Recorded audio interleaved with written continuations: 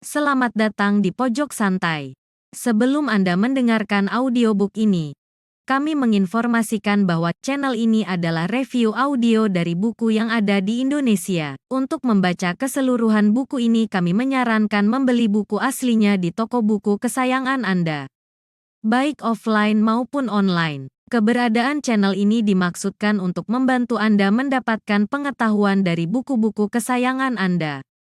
Jangan lupa untuk subscribe, like, dan komen.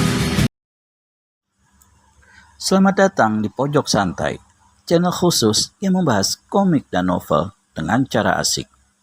Betapa kagetnya Suto Sinting alias pendekar mabuk melihat garis tak wajar di tubuh Pramol Pikun. Garis apakah itu? Yuk langsung saja disimak video berikut ini.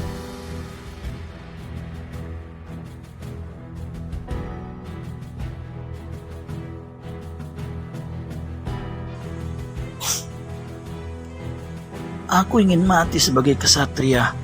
Aku ingin mati di pertarungan, bukan mati karena kutukan. Wah, tegas sekali pendirianmu, Pramol Pikun. Jika memang begitu kemauanmu, aku akan mencoba menyembuhkanmu. Sementara Suto melakukan penyembuhan terhadap diri Pramol Pikun, di luar pondok itu, Dewa Racun mencoba memancing ikan untuk santapan nanti. Dia memancing ikan bukan dengan kail maupun pancingan, melainkan menggunakan sehelai daun ilalang.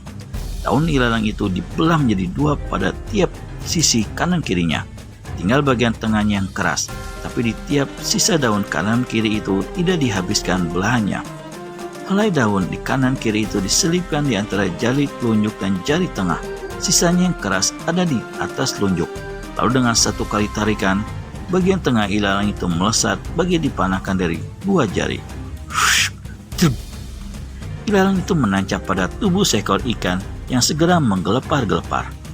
Dewa Racun segera mengangkatnya dari kedalaman air. Ikan itu ditumpuk di salah satu tempat berbatu. Lalu ia kembali mengambil daun ilalang untuk dipanahkan pada ikan-ikan lainnya. Jika bukan disertai kekuatan tenaga dalam yang cukup tinggi, tak mungkin daun ilalang itu bisa sekeras dan setajam jarum baja. Tak mungkin pula gerakan panah daun ilalang itu sama cepat dan tajamnya dengan panah biasa. Alhasil, setiap ikan yang dikumpulkan mempunyai sisa daun ilalang yang menancap di tubuh ikan. Kadang tembus, kadang hanya sebagian saja yang terbenam di daging ikan. Dewa Racun segera mengumpulkan kayu kering. Salah satu ranting kering digosokkan pada salah satu anak panahnya. Sret! Dan memerciklah bunga api lalu menyala. Dewa Racun membakar ikan-ikan tersebut di depan batang kayu tumbang yang tak seberapa jauh dari pondok persinggahan Pramol Pikun. Bau sedap ikan bakar membuat hidung pendekar mabuk kembang kempis. Kemudian ia segera bergegas keluar dari pondok. Ia dekati Dewa Racun dari arah belakang secara diam-diam. Pendekar mabuk ingin menjajal ilmu orang kerdil itu. Lalu dengan serta-merta Suto menendang punggung si orang kerdil itu. Plus! Tendangan itu mengenai tempat kosong. Karena kejap berikutnya, Dewa Racun ternyata sudah pindah tempat duduknya di seberang tempat duduk semula. Ia tetap tekun membakar ikan-ikan itu tanpa merasa terganggu oleh kedatangan Suto. Sementara Suto sempat terkesiap sebentar melihat gerakan pindah Dewa Racun yang begitu cepat bagaikan menghilang dalam sekejap.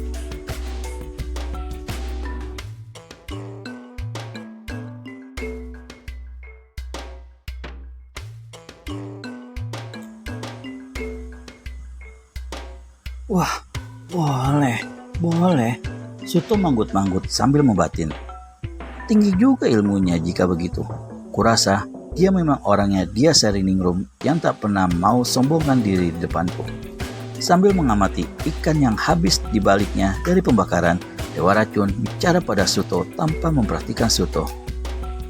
Bagaimana sakitnya temanku itu? Bisa kau atasi?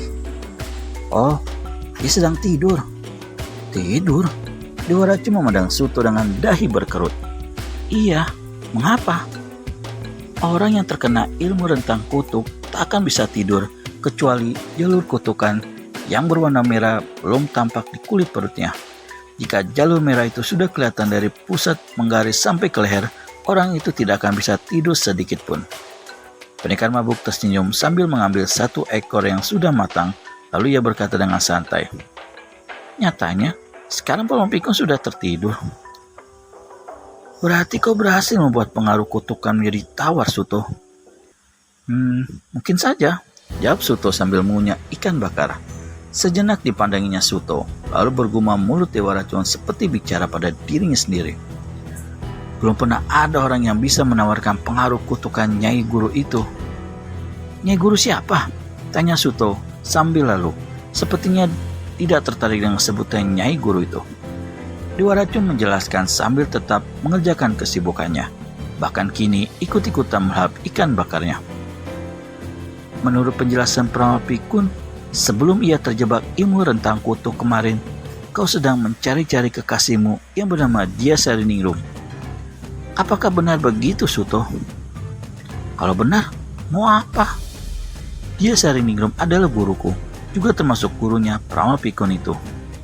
"Penjelasanmu terlambat," kata Suto acuh tak acuh, karena merasa jengkel atas sikap bungkamnya Dewa Racun sejak di perjalanan tadi. Kenapa baru sekarang ia mau jelaskan? Kenapa tidak di perjalanan tadi? Itulah yang bikin Suto ingin membalas kejengkelannya. "Nyai Gusti Dia Sariningrum mengutusku untuk mengajukan 2 pilihan kepadamu. Kau mau datang ke sana atau tidak? Kalau aku bilang tidak mau datang menghadapnya, mau apa? Aku pulang. Tak boleh aku paksa dirimu. Kalau aku mau datang menghadapnya, aku antar kamu ke sana. Karena Nyai Gusti Dia Sariningrum memang ingin bertemu denganmu. Kau sering hadir dalam mimpinya dan memanggil-manggil namanya." Suto tertawa kecil bersikap meremehkan. Padahal dalam hatinya ia berdebar-debar bahkan berjingkrak-jingkrak kegirangan. Tapi toh dia mampu menahan perasaannya yang jika diluapkan bisa menjadi seperti anak kecil itu. Dan tiba-tiba ia berkata, "Heh, mengapa kegagapanmu hilang? Kau lupa bahwa kau bicara dengan gagap." Dengan tenang, orang kerdil itu sunggingkan senyum dan berkata, "Sebelum kau datang dari dalam pondok, sudah kumakan 2 ekor ikan bakar kesukaanku ini." "Apa hubungannya 2 ekor ikan bakar dengan bicara gagapmu? Jika mulutku sudah bau ikan bakar, walau secuil saja, maka aku sudah bisa bicara dengan lancar. Tapi jika aroma ikan bakar hilang dari mulutku, maka kegagapan bicaraku timbul kembali." "Kenapa bisa begitu?" tanya pendekar mabuk sambil tertawa pelan. "Entahlah," jawab Dia Racun sambil sentakan pundak sekejap, lalu berkata lagi, "Mungkin memang sudah kodratnya aku punya keanehan seperti ini." Pendekar mabuk geleng-gelengkan kepala sambil tersenyum geli, merasa aneh dengan sifat orang kerdil itu. "Tentukan pilihanmu sekarang juga, Suto, agar aku bisa bertindak secara pasti. Mana yang harus kulakukan?" "Aku bersedia menghadap gurumu, tapi aku harus menunggu lewat dari saat purnama tiba." "Kenapa? Apa kau akan memenuhi tantangan lawanmu itu?" Suto menggeleng. Aku hanya ingin mengetahui apakah pengobatanku berhasil atau tidak. Aku harus tahu nasib Pramana Pikun setelah lewat dari saat purnama nanti, apakah dia hidup atau mati." "Oh iya, aku paham sekarang." Dewa Racun manggut-manggut. "Lalu bagaimana dengan pertarungan di Bukit Jagal itu? Apakah kau tetap akan menolak pertarungan itu?" "Kurasa memang aku tak perlu melayani tantangan Dirgo Mukti. Hanya buang-buang waktu dan tenaga saja. Aku sendiri sebenarnya tidak berminat untuk bertarung dengannya. Tapi menurut adat, seseorang yang tidak memenuhi tantangan namanya akan disepelekan dari dunia persilatan. Kau dianggap kalah dan tidak jantan, Suto. Orang yang telah mundur dari arena pertarungan sebelum ia mencoba kalah atau menang, maka ia tak berhak menggunakan gelar pendekar lagi." Apakah begitu peraturan adat di rimba persilatan?" "Setahuku memang begitu.